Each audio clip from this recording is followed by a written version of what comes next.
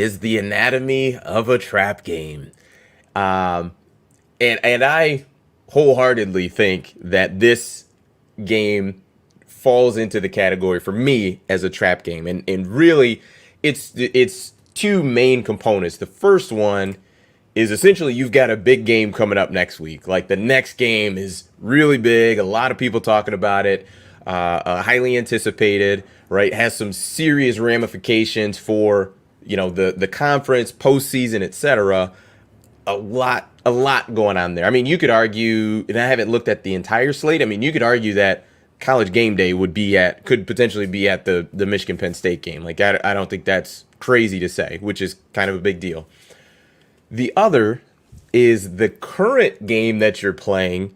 You see the spread on the game. It's I think it was 3 touchdowns of what I saw, 21 and a half. You're favored, right? You're around campus, and even friends and family are the conversation changes from how is the game going to be, and how do you how you guys are going to execute, what's your strategy, what are you going to do. It changes from that to, well, what are you going to do after the game? Like they start talking as if you've already won the game. Like I feel like those are two really big components when it comes to a trap game. And for me, in my eyes, this is absolutely a trap game for Michigan. What are your thoughts? Well, possibly, but you know what? The problem for me to fully label it a trap game is that I don't think Indiana has the makeup as a team to challenge Michigan in that way.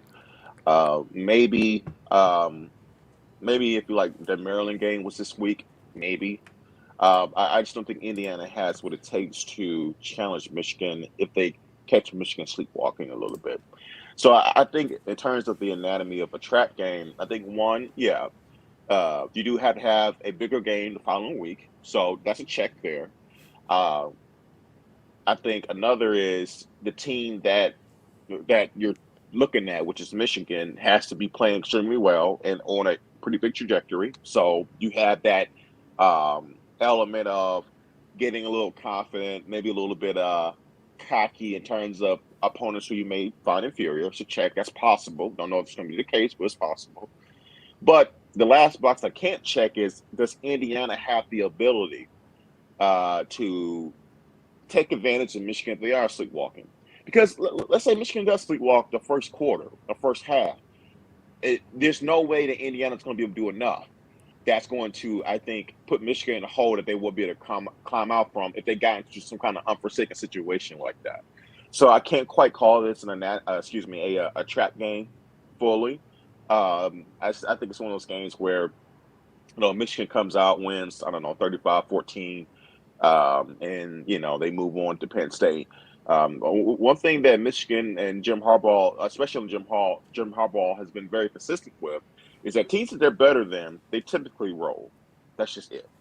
That you can pretty much count on that. They are definitively better than a team more times than likely, especially at home. They're going to roll. So I have no concerns whatsoever about this game. I think Michigan takes care of their business, and we got a big one next week.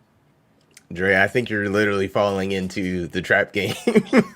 You're literally falling into it. Possibly. You're like, oh, there's no way Indiana can win. There's absolutely no way. I'm like, that's literally it. Like, talk of that. Now, if you're telling me Michigan's going to come out and execute and play to where we all think that they what they're capable of, then that's something totally different. But even what you mentioned, like Michigan sleepwalks through the first quarter.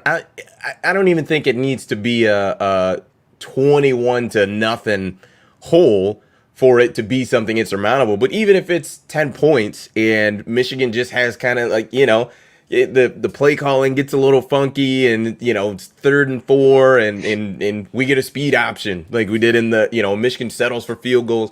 Who knows? I don't think that's going to happen because, like I said, I have a lot of confidence in Michigan and what they do, how they handle their business. But I do think this definitely falls into a trap game. Now, if Michigan comes out and is firing on all cylinders, the game could easily be 21-0 Michigan after the first quarter, and and just roll from there. So, you know, who knows? Who knows? It's college football, and that's why we play them all. Yeah, man. Adrian Look, says that speed option. hey, look, guys, we talk week to week about the maturation process for JJ. Those are the things. Look, one thing that's very clear about JJ is that he has to work on selling his reads, whether it's a pitch for a speed option or it's an RPO. He has to work on that. He has to, because that would help open up, his run game and also the passing game more. So, look, that's part of it for him. And I thought that overall he looked really good at Iowa, but he definitely still had his hiccups. And I know when I think it was the post game show, I brought up good old Joe Oh Milton. my People lost goodness, their minds. I still can't believe you. And people lost their minds. And I'm like, hold on, guys. As they should have. I'm not even trying to compare. I'm just saying that please stop overshooting the receiver, please, because we're blowing opportunities. And but anyway. Who was that quarterback you brought up again? I refuse to bring it up again. Now you're scared because before guys don't make a big deal out of it. But now, clearly, people don't listen to everything I'm saying. So no, I'm not scared. Oh gosh, yeah, that's right. It was Milton. Yeah, you're nuts with that because I listened to you and I still think you were crazy for making that comparison, even for that one aspect of the game of overthrowing guys. Crazy. Anyway. So yeah, you were definitely wrong. Let's Toast Media, thanks for tuning in. Regular listener. We don't have to talk about this. Oh, we don't? Oh, No, okay. we don't. I think if I can recall correctly, I think I did win. But what I will also say is, in fairness, I have been golfing a lot longer than Dre has. We're both pretty bad still, so I want to put the caveat out there. We're both still pretty bad, but I have been golfing a lot longer than he has. So yeah. Yeah, well, it doesn't sit well with me. It definitely doesn't sit well with me. I don't like losing anything, but if you guys gather anything from us being on, and specifically for Dre, is that Dre doesn't like to take any golf tips. So what will happen is Dre will like miss-hit and he'll get frustrated and I'll be like, hey man, try to do this. And then the very next time he'll do the exact thing he did the first time and then still be pissed about it. So then at that point I'm just like, all right, well, I'm just going to laugh because you don't want to, you're not going to listen and take any tips that I have. Like I said, still really bad, but that's how Dre operates.